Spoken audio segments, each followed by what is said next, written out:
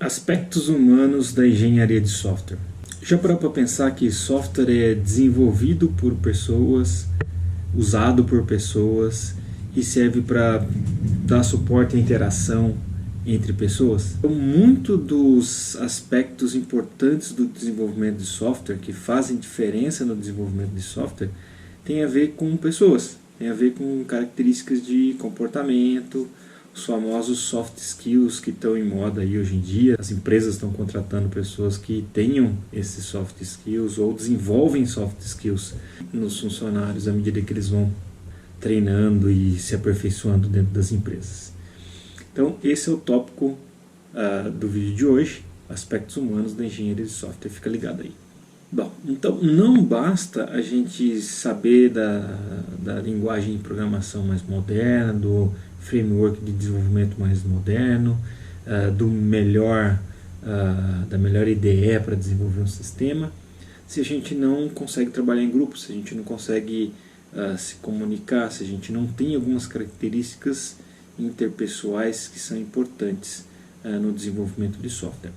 Para complicar mais a coisa, nós desenvolvedores de software, engenheiros de software, a gente tem uma reputação ruim, a gente tem uma reputação de que nós não lidamos bem com outras pessoas, nós não conseguimos nos comunicar muito bem, nós não conseguimos trabalhar em grupo muito bem, então a gente precisa tirar esse preconceito, né? Estudando mais essas coisas e aprimorando nossas habilidades. Mas quais seriam as principais características de um profissional de desenvolvimento de software, de um profissional da área de engenharia de software? O que faria um super profissional dessa área? A primeira coisa é que o engenheiro de software tem que ter um senso de responsabilidade individual, ou seja, ele tem que realmente se preocupar em cumprir o que foi prometido para o cliente, o que foi prometido para a gerência, né? Ele tem que dar importância devida, merecida ao que foi combinado, né?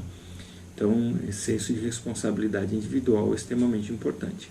Um bom engenheiro de software também tem o que a gente chama de consciência aguçada. Então ele consegue observar o que está acontecendo no ambiente, ele consegue observar as necessidades dos colegas de trabalho que estão desenvolvendo o projeto com ele e tenta resolver esses problemas, conciliar as coisas para que o projeto ande legal. Então ele tem uma consciência aguçada do que está acontecendo. Um engenheiro de software, assim como qualquer profissional, tem que ser extremamente honesto, né? Então o engenheiro de software tem que realmente dizer a verdade em relação ao que está acontecendo no projeto, dentro ali do ambiente de desenvolvimento, para a gerência e tal, para que as informações fluam de acordo e as decisões sejam tomadas também de acordo. Um engenheiro de software competente também mostra resiliência sob pressão. Então ele sofre pressão de todos os lados, sofre pressão da gerência, sofre pressão do cliente, sofre pressão da equipe de desenvolvimento e ele tem que ser capaz de lidar com essa pressão. O engenheiro de software também tem um alto senso de lealdade. Então ele dá créditos a quem merece crédito, ele compartilha as conquistas com a equipe dele. Um engenheiro de software ele também tem atenção aos detalhes. Então ele não quer necessariamente deixar tudo perfeito, né? Ele tem que deixar, mas ele fica atento aos detalhes para que o produto saia o melhor possível para ser entregue para o cliente. E ele é pragmático.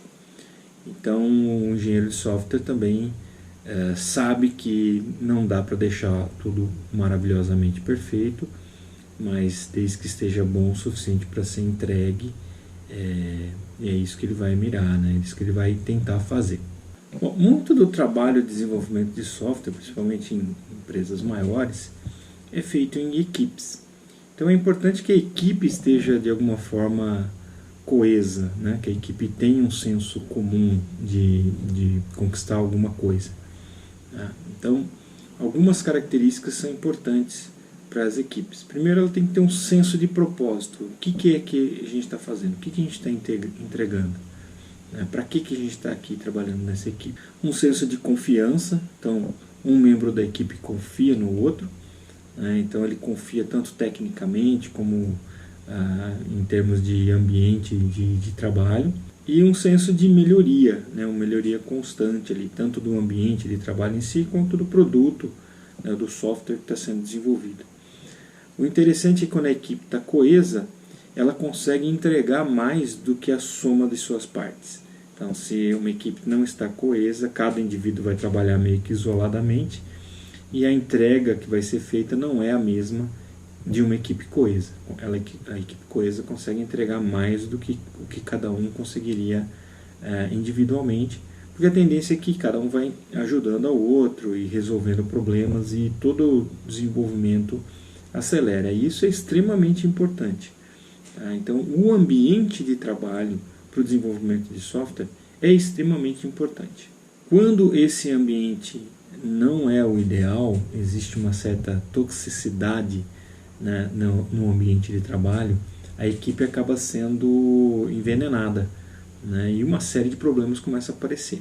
Então, no capítulo do livro do Pressman aqui, a gente tem algumas coisas que são citadas, né, um ambiente, uma atmosfera de trabalho frenética, então não se cumpre horário de trabalho, trabalha-se de final de semana, né, um alto grau de frustração, causando atrito entre os membros da equipe, né, porque as coisas não funcionam, começa-se a apontar culpados, e aí vai gerando mais atrito, mais problemas.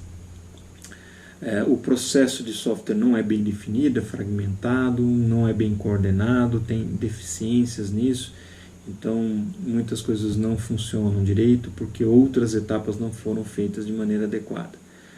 Então a implementação não entrega o que deveria ser entregue porque o levantamento de requisitos não foi feito de maneira adequada, não se checou corretamente com o cliente o que é que deveria ser desenvolvido, e aí o problema estoura lá na frente e não tem mais como resolver, né? Tem que refazer tudo desde o início. Papéis mal definidos, quem faz o que, quem cuida do que, também acontece quando a equipe não está coesa, existe toxicidade na equipe. E você tem muitas falhas no desenvolvimento, muitas falhas que são inseridas no software, e é o tempo todo assim por conta desse ambiente tóxico. Bom, outro ponto que é abordado aqui pelo Pressman é que as metodologias ágeis tentam arrumar, tentam melhorar alguns aspectos aí da comunicação da equipe, da integração da equipe. Então existem algumas regras nas metodologias ágeis para melhorar essas questões. Então, por exemplo, na metodologia XP, você tem uma forte comunicação entre os membros da equipe. Então, facilitar a comunicação é extremamente importante no XP. Tanto é que ele é mais recomendado para equipes que estão no mesmo local, que estão próximas localmente, estão no mesmo ambiente de trabalho.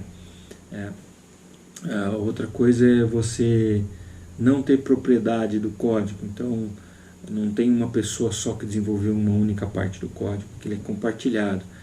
Então isso faz com que você tome mais cuidado do que você vai fazer, escrever, porque você sabe que aquilo não vai ficar na sua mão para sempre. Outras pessoas vão corrigir, modificar aquele pedaço de código. A ideia de manter a implementação o mais simples possível, faça o mínimo que funcione, né, também é uma ideia para melhorar essas questões. Você ter o cliente muito próximo também, com feedback constante, para evitar que um problema se arraste por muito tempo. Então tem uma série de características dessas metodologias ágeis, né? Eu citei aí o XP, mas certamente outras vão ter também, que facilitam o trabalho em equipe, né? Por exemplo, no XP tem lá o pair programming, né? Então, pair programming facilita aí que um membro mais experiente da equipe ajude o outro menos experiente a ganhar essa experiência, passar conhecimento, e a equipe como um todo vai ficando melhor. Claro que hoje em dia existem iniciativas de desenvolvimento de software que são globais, né? Grandes empresas têm equipes de desenvolvimento espalhadas pelo mundo inteiro. E aí depois dessa questão toda da pandemia de Covid e tal, muitas empresas adotaram esse trabalho remoto e equipes descentralizadas como padrão de desenvolvimento. Tá? A gente ainda vai ver como que isso vai acontecer no futuro, mas basicamente o que você tem que fazer é se apoiar em ferramentas de comunicação, ferramentas de compartilhamento de informação e de fóruns de discussão, para facilitar a comunicação e a integração das equipes, né? Então, precisa de apoio de ferramentas, tem que ficar atento ao uso dessas ferramentas pelas equipes. Bom, para facilitar esse trabalho descentralizado, existe um conjunto de ferramentas, né? São as ferramentas de trabalho colaborativo, né? E essas ferramentas são chamadas de CDE, Collaborative Development Environment, ambiente de trabalho colaborativo, e elas têm, por exemplo, repositórios de projeto para compartilhamento, calendário para eventos, padronização de modelos para que todo mundo construa as coisas seguindo o mesmo tipo de padrão, métricas de acompanhamento, de desenvolvimento, de defeitos, né, automatizadas para acompanhar as equipes, o que está acontecendo em cada equipe, facilitar a gestão, formas padronizadas de se fazer comunicação, estrutura de comunicação, então blogs, salas de bate-papo e ferramentas de comunicação para reunião, etc. E facilidades para se agrupar e pesquisar e recuperar artefatos que podem ser importantes no desenvolvimento. Então tem formas organizadas de se guardar e recuperar artefatos que sejam importantes para o desenvolvimento de software. Tá? Então, são várias características aí importantes para um desenvolvedor de software, para um engenheiro de software, características de comportamento que facilitem a comunicação e tal. Então, para finalizar, eu só vou dar um exemplo de comportamento, né? Alguns comportamentos que são ruins para um ambiente de desenvolvimento. Então, por exemplo, você tem um bom engenheiro de software, aquele que consegue escutar. Então ele escuta o cliente, ele escuta a equipe, ele consegue se colocar no lugar do outro para saber a melhor forma de fazer. Ele evita críticas, que criticar em geral não resolve o problema, só faz com que a outra pessoa entre numa postura defensiva e o problema não é resolvido. Então o melhor é identificar os pontos fortes de cada membro da equipe,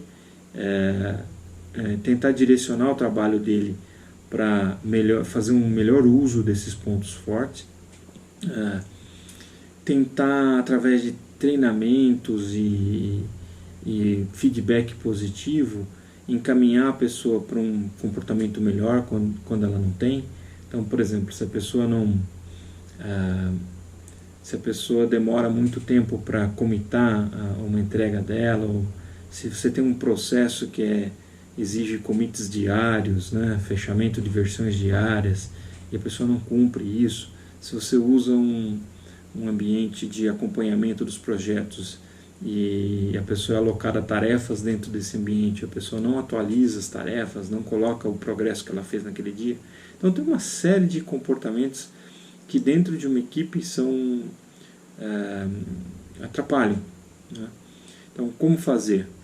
O melhor a fazer é identificar esses problemas e aos poucos mostrar que esse comportamento não é adequado, né? Ilustrar que não é adequado, e de uma forma positiva tentar direcionar a pessoa para o que ela faz melhor, né? Às vezes a alocação de tarefas não está sendo boa, a pessoa não está recebendo as tarefas que ela se dá melhor, tá? Então o ideal é ir ajustando esse tipo de coisa, tá? Então o desenvolvimento de software exige não só características técnicas, mas características de comportamento, características de aspectos humanos mesmo, de relação humana entre as pessoas, para conseguir o melhor resultado, tá? Então fiquem atentos a isso.